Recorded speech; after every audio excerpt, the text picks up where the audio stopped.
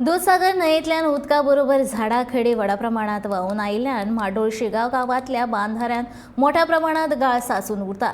ताका लागून लोकांच्या घरांनी उदक भरता अशी माहिती पंच वांगडी प्रसाद गांवकारान दिल्या। या बंधाऱ्याची दुरुस्ती नव्या तंत्रगिन्यानाचो वापर करून करची अशी मागणी थळाव्यांनी सरकारा कडेन केल्या।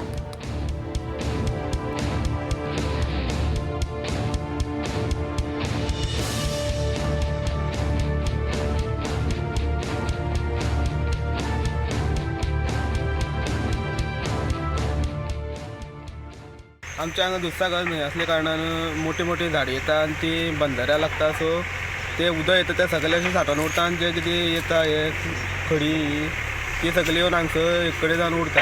आमचे कामां सगळे फ्लो तो हे सायडीच्यान खडी पडले कारणान फ्लो सगळो ते वटेच्यान वयता, आमच्या कामां सगळ्या उदक भरता। प्रत्येक लोखणाचो तर हे करून तर तो परत एकदां परत काडपाक मेळटा, नट बोल्डिंग जावन तो परत अशें काडपाक मेळटा जाल्यार बरो जाता।